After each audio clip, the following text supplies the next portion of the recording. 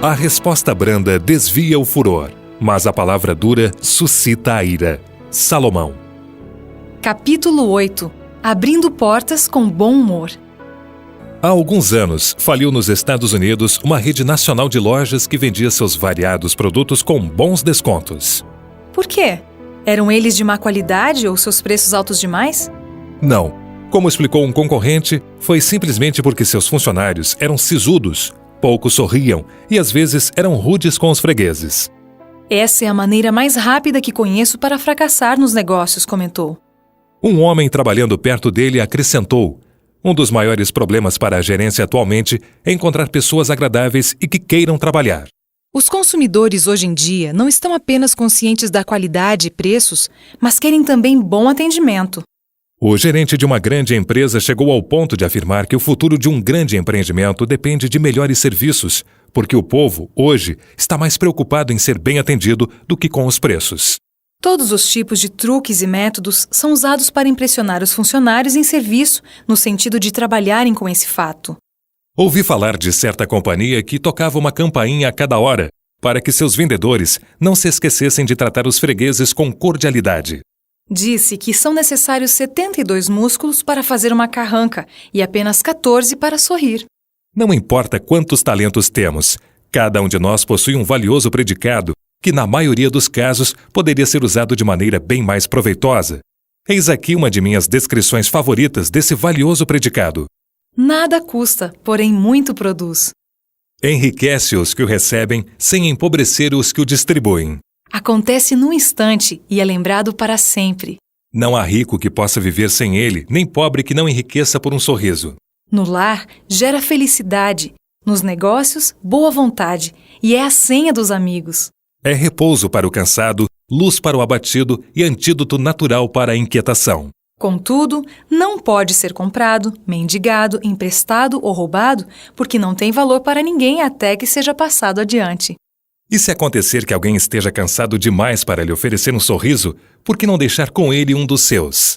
Porque não há quem mais precise de um sorriso que aquele que não tem nenhum para dar. Na família. Se sorrisos e amabilidade são tão importantes no mundo dos negócios, eles são ainda mais necessários no lar. Dentro da intimidade da família, é fácil transformar coisas insignificantes em monstruosos problemas. Em certa família, as coisas foram trazidas de volta à normalidade por um comentário inocente de um garotinho. O pai de família chegou em casa exausto, depois de um dia longo e difícil no escritório. Havia lidado com problemas pesados e colegas de difícil relacionamento. À mesa do jantar, depois de ouvir algo sobre um contratempo em casa durante o dia, seu nervosismo reprimido explodiu. No silêncio carregado que se seguiu, o garoto voltou para o pai e perguntou inocentemente: Você está zangado, papai? Não estou zangado, respondeu o pai, acalmando-se um pouco. Apenas estou repleto de ira justa. As duas últimas palavras estavam além da compreensão do menino, e elas soaram aos seus ouvidos, no seu idioma, como rabanetes.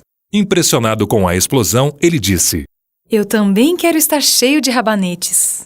Este comentário teve um efeito imediato. Todos caíram na risada e a atmosfera passou por uma mudança drástica. Se analisarmos as verdadeiras causas da ira, ela normalmente não terá mais valor que os rabanetes, geralmente um gosto ardido na boca que passa logo. Raramente há uma causa justa pela qual explodir ou perder o equilíbrio emocional. Se você for tentado a perder a paciência com coisas pouco inspiradoras e desnecessárias, essa experiência de uma professora de ensino fundamental poderá ajudá-lo a rir de seus problemas. Ela pelejou com o último par de galochas. Já por 3 vezes naquele dia, uma vez de manhã e 2 à tarde. Ela ajudou 35 crianças a calçar ou tirar suas galochinhas de acordo com a necessidade do momento. Quando deu a última puxadinha na galocha de Fred, ele disse todo pensativo: Estas não são minhas. Sua já fatigada professora contou até 10, então as arrancou dos pés de Fred. Ele observou em silêncio. Quando tudo terminou, ele acrescentou: São da minha irmã, mas a mamãe disse que hoje é para eu usá-las. Manobrar com habilidade. Existe uma lei na Marinha que diz que os navios que manobram com mais facilidade devem dar lugar aos menos ágeis. Esta até que é uma boa regra para ser seguida na vida quando, em outras circunstâncias, relacionamentos harmoniosos entre pessoas são ameaçados por confrontos. E não é conquista fácil ter a reputação de saber manobrar com habilidade no encapelado mar das relações humanas. Um dos princípios de Aristóteles é que uma pessoa não possui realmente uma virtude até que esta seja colocada em prática. Em outras palavras, se repete atos de virtude com frequência suficiente, você se tornará virtuoso e convertido. Se você pratica o vício, tornar-se-á viciado. Embora o que dizemos e fazemos exerça profunda influência sobre os que nos rodeiam, exerce uma influência ainda maior sobre nós mesmos. Em seu livro profundamente filosófico, Man the Indivisible, Homem, o Indivisível, o Dr. Carsten Johnson, da Universidade Andrews, lida com o fato de que corpo e mente, ações e atitudes, palavras e pensamentos estão todos intimamente relacionados. Em meio às suas teorias filosóficas, encontramos uma deleitável história de interesse humano. Certo dia, uma jovem senhora visitou um conhecido psiquiatra.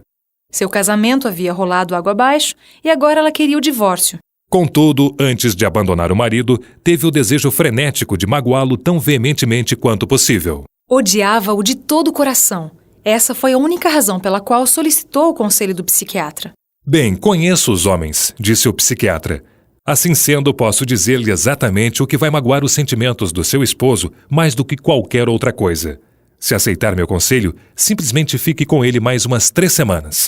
No decurso desse tempo, deveria tratá-lo com a mais insidiosa amabilidade. Na realidade, deveria fazer-lhe todo o bem que possa imaginar. Deixe-o envolver-se gradualmente com a falsa ideia de que o ama sinceramente. Depois, inesperadamente, você o abandona tão friamente quanto possível. Isso o ferirá até o íntimo. Mas planejaremos o rompimento com mais detalhes depois que você praticar seu trabalho fraudulento sobre a mente presunçosa dele. A partida deve ser tão desdenhosa e cortante quanto possível. Mas lembre-se, agora, na primeira etapa, deve cercá-lo com bondade e provas de amor. E certifique-se de que pareçam tão genuínas quanto possível. A mulher achou que aquele era um plano astuto e suficientemente mau e cínico para cumprir seu propósito. Dedicou-se a ele de todo o coração e seguiu as instruções bem de perto. Finalmente, um dia, voltou para o psiquiatra como havia prometido. Bem, procedeu exatamente da maneira como falei? Perguntou ele. Sim, cobriu de bondade e amor todos os dias, desde que deixei seu consultório, disse ela. Bom, e agora, qual a data que acha mais conveniente para abandoná-lo? Abandoná-lo? Por que deveria eu abandoná-lo? Não poderia nem pensar em deixá-lo agora, não no momento. Eu o amo, nunca o amei tanto como agora. Johnson, que é doutor em filosofia e teologia, deixa claro que não entra em detalhes quanto à autenticidade dessa história, mas salienta o fato de que ela ilustra um sem número de experiências semelhantes na vida real.